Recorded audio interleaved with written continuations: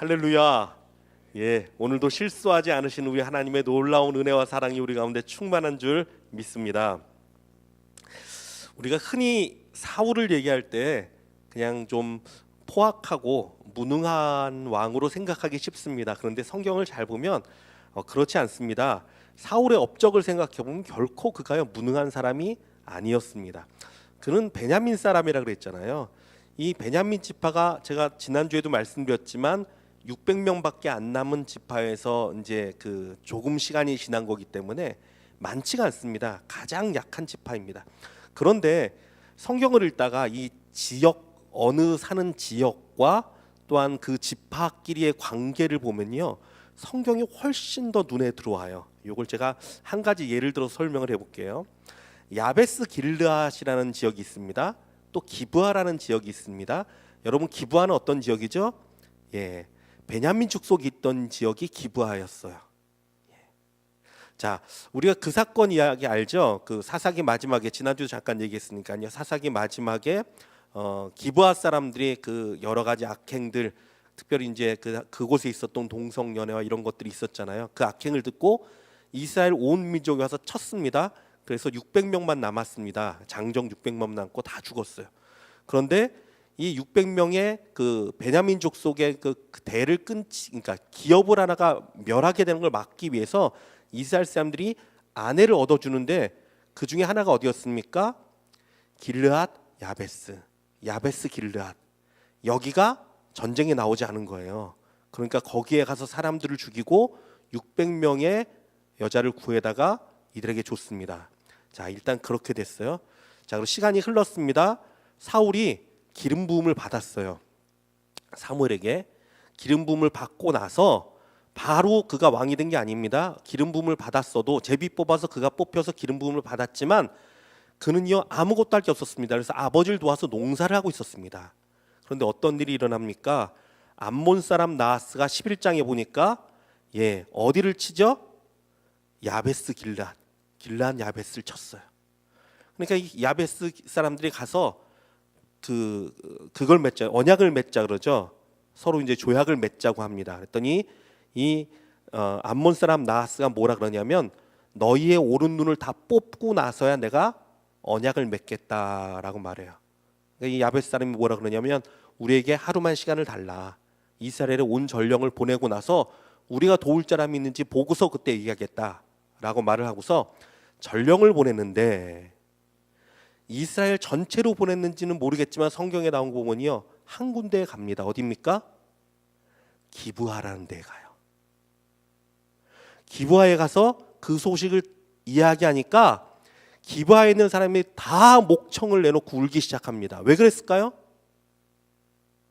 기브아랑 길르앗은요 친정이에요. 그렇죠?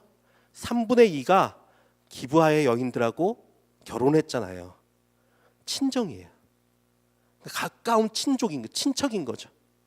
이게 남의 일이 아닌 거예요. 그래서 목 놓아다 울기 시작합니다.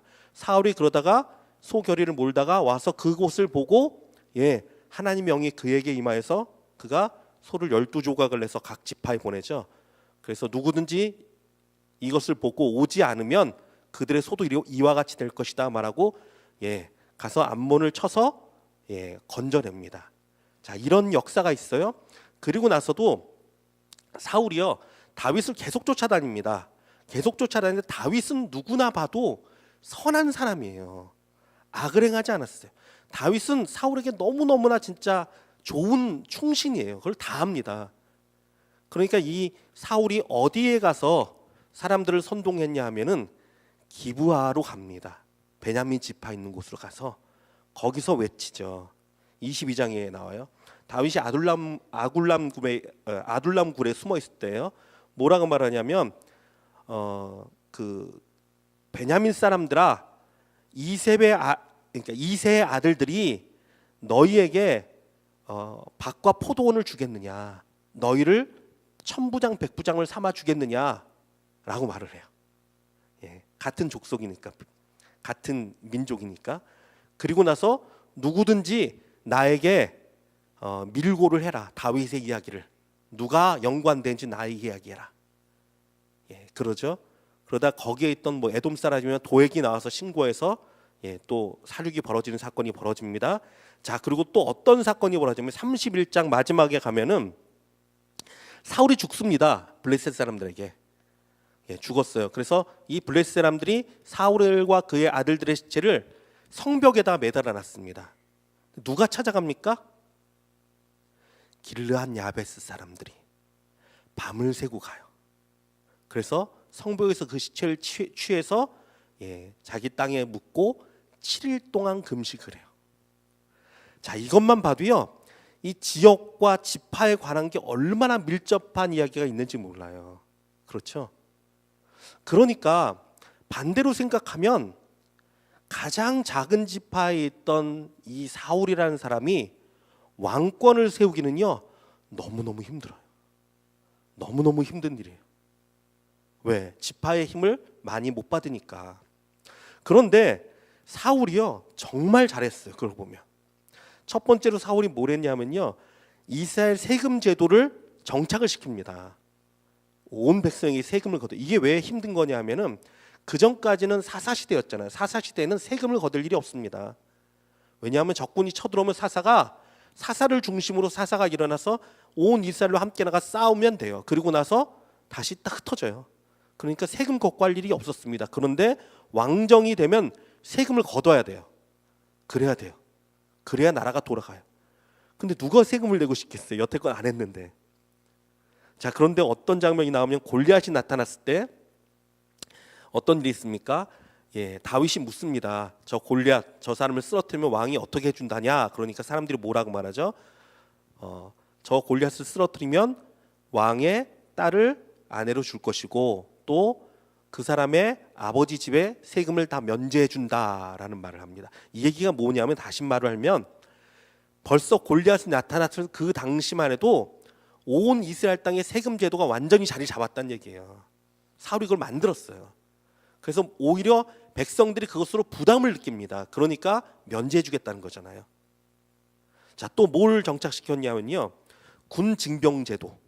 그렇죠. 누가 자기 아들을 군대로 보내고 싶겠습니까? 누가 군대 나가서 목숨 걸고 싸우고 싶겠어요? 근데 성경을 보면요, 사무엘상 14장 52절 보니까 이렇게 되어 있습니다. 사울이 사는 날 동안에 블레셋 사람과 큰 싸움이 있었으므로 사울이 힘센 사람이나 용감한 사람을 보면 그들을 불러 모았더라. 누구든지 힘센 사람 있고 용감한 사람 있으면 군사로 삼았어요. 징병했어요. 그래도 백성들이 아무 말 하지 못했어요. 자, 또 왕권을 확립했습니다. 자, 사무엘이라는 사람은 어떤 사람이냐? 온 이스라엘 가운데 유명하고 아주 그 존경을 받는 사람인데, 사무엘이 다윗에게 기름 부으러 갈 때 어떻게 하죠? 사울을 두려워합니다. 내가 그 이새의 집에 가서 이걸 하는 걸 알면 사울이 나를 죽일 것입니다. 하나님께 말하잖아요. 그래서 너가 제사 드리러 가라 얘기하라 라고 하지, 하나님께서. 그만큼 사울이요, 왕권이요, 온 땅을 딱 휘어잡고 있었습니다. 자, 이것만 생각해도요, 이 사울이 보통 사람이 아니에요. 어떻게 그 베냐민 지파 사람으로서 이런 체계를 잡아버리고 어떤 왕권을 세워버리죠? 물론 전쟁이라는 어떤 큰 그 왕권을 세울 수 있는 어떤 그로서는 그런 일들이 있었지만 아무튼 대단한 사람입니다. 자, 그리고 사울이 기름 부을 당시를 생각해 보면 아까도 말씀드렸지만 아무것도 없는 상태인 거죠. 왕이라고 됐는데, 기름을 부음을 받았는데 왕궁도 없습니다. 그렇죠? 신하들도 없습니다. 군사들도 없습니다. 정말 아무것도 아닌 데서요, 왕권을 세워야 돼요. 얼마나 힘들었겠어요. 그런데도 보면 사울이요, 참 대단한 거예요. 그걸 다 세웠으니까. 그런데 여러분, 그가 꼼짝 못하는 게 있었습니다. 그것이 뭐냐면 사람들의 말, 사람들의 평가, 이거에는요 꼼짝을 못해요. 사울은 천천히요, 다윗은 만만히로다. 여인들이 이 노래를 부르니까 그 노랫소리를 듣고 견디질 못해 합니다. 왜 그랬을까요? 왜 그랬을까요? 그는요, 사람 앞에서 성공하고 싶었던 사람이에요. 사람 앞에서 성공하고 싶었어요. 사랑하는 성도 여러분, 사람 앞에서 성공하려고 하지 마시길 바랍니다. 다 소용없어요. 사람 앞에서 성공하려고 하지 마세요. 하나님 앞에 성공하는 자들 되시길 주님의 이름으로 축원합니다. 예. 하나님 앞에 성공해야 돼요. 그러면 하나님이 그 사람 들어쓰시면요 다 필요 없어요. 정말 하나님이 들어쓰는 사람을 막을 사람이 아무도 없습니다. 사울은요 사람들 앞에서는 성공했으나 하나님 앞에서는 실패한 사람이었어요. 그런데 지금 자기 생각에 뭐까지 흔들립니까? 사람들 앞에서 성공한 것까지 막 흔들려요. 왜? 다윗이 나타난 거예요. 사람들이 다윗을 인정합니다. 그러니까 사울의 마음이 견딜 수가 없는 거예요. 두려움도 임하고 걱정도 임하고 다 잃어버리는 거죠. 미움이 일어나고 시기가 일어나고 분노가 일어납니다. 견딜 수 없는 질투가 그의 마음을 사로잡기 시작합니다. 여러분 근데 이 성경에 보면요 이 질투를 우상이라고 합니다. 이거 한 번만 찾아볼까요? 에스겔서 8장 5절 우리 본문 잠깐 접으시고 이따 한번 볼 거니까 잠깐 접으시고 에스겔서를 한번 볼게요. 에스겔서 8장 5절 1159페이지 제가 가진 성경은 1159페이지 아마 성경 요 앞뒤에 성경마다 조금 페이지가 틀리니까요 앞뒤에 있을 겁니다. 1159페이지 에스겔서 8장 5절 말씀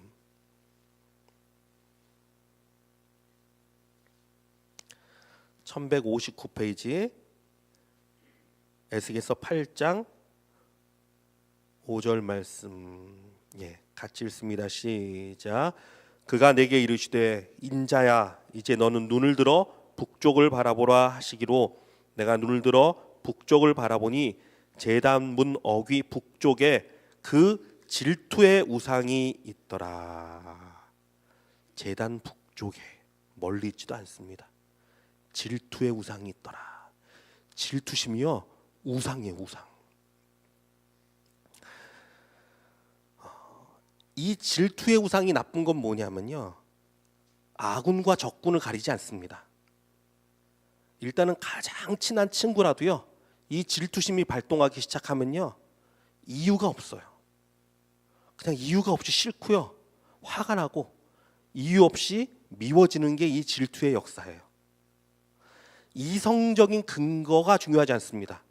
감성적인 억울함이나 미움이 막 견딜 수 없이 일어납니다. 이 질투의 우상이 역사하면요. 다윗을 향한 사울의 마음이 이랬어요. 사실 다윗처럼 사울에게 충성한 사람이 없습니다. 그가 악신에 눌려서 번뇌할 때 사울이 그를 위해 찬양을 불러줬죠. 수금을 타면서. 이게 얼마나 참 귀한 일입니까? 그럴 때 머리가 상쾌해졌다 그랬어요. 악신이 떠나가고. 그런데도 사울이요 다윗을 죽이려고 창까지 던져요. 그래도 보면요 성경 보니까 그래도 또 그 곁에 있어요 다윗이요. 그런 사람이 어디 있습니까? 사울의 대적 다윗이 싸운 것도 결국은 사울의 대적이잖아요. 사울이 싸웠던 곳에 명령하는 곳에 가서 생명을 다하고 싸웠던 게 다윗이고요. 그리고 또 사울의 사위가 다윗이잖아요. 자기 사위를 딸을 줬잖아요. 미가를. 그리고 그것뿐입니까? 다윗을 죽일 수 있는 절대절명의 찬스. 가서 옷을 베고 오고 그래도 모를 정도로 굴 속에 있을 때 또 잠이 들었을 때 그의 창과 물병을 가져와도 모를 정도. 그럼 뭐 치면 죽는 거죠. 그런 기회가 2번이나 있음에도 불구하고 다윗은요 사울을 죽이지 않았어요.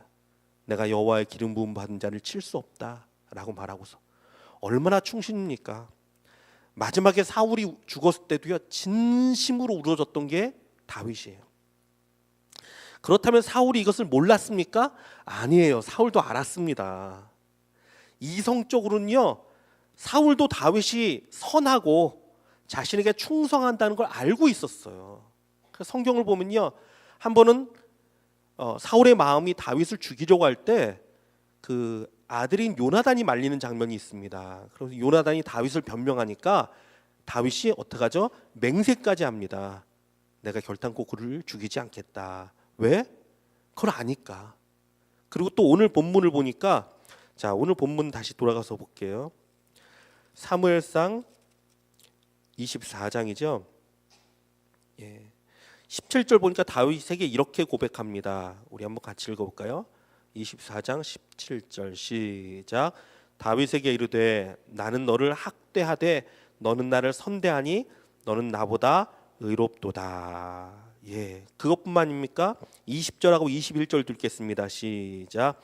보라, 나는 내가 반드시 왕이 될 것을 알고 이스라엘 나라가 내 손에 견고히 설 것을 아노니 그런즉 너는 내 후손을 끊지 아니하며 내 아버지 집에서 내 이름을 멸하지 아니할 것을 이제 여호와의 이름으로 내게 맹세하라 하니라. 아멘.